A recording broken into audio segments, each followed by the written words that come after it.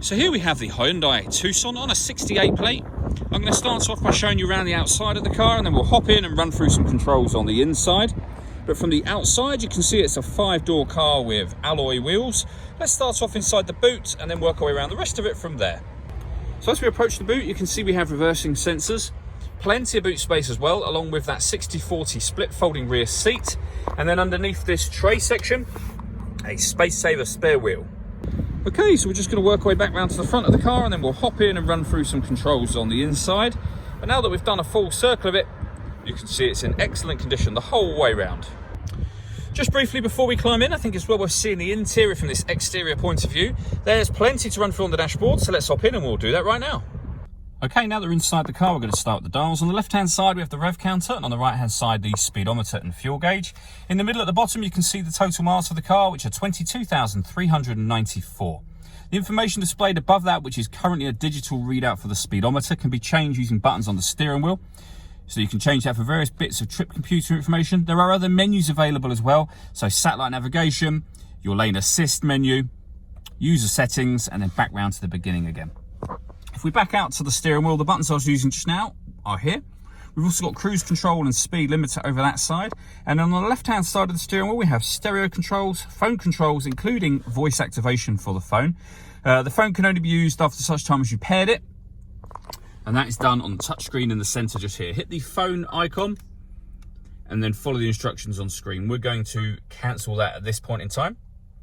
If you want to listen to your music, you can do that via the radio, of course, where you'll see that we have DAB, FM and AM radio available. If you want to listen to your own music, you can do. Hit the, what is now grayed out, that media tab there. It's grayed out because nothing is connected. You can connect up an auxiliary device, a USB device. You can stream your music wirelessly via Bluetooth audio. And if you connect your smartphone via USB, you have either Android Auto or Apple CarPlay.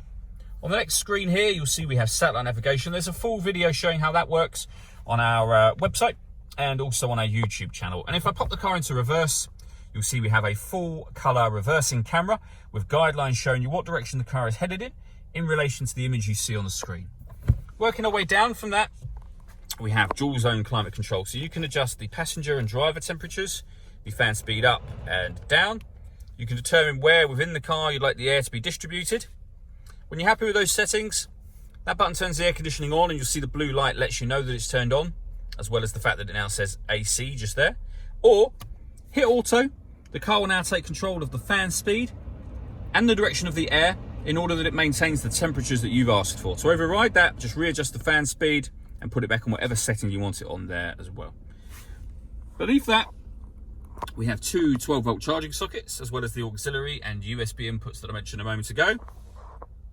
A 6-speed manual gearbox, and then finally these 4 buttons just here. So firstly, this one turns off the parking sensors. This one turns off the stop and start. This car's designed to cut out when it's stationary in traffic to save you fuel. It's off when that light shows. And then these 2 I'll show you up on here. So the first of those turns on downhill brake control, and the second will change the steering mode from normal to sport. All that leaves me to say is thank you for taking the time to watch this video. If you'd like to come and see the car in person and have a test drive, please feel free to call any of our MJA sites. We'd love to hear from you soon.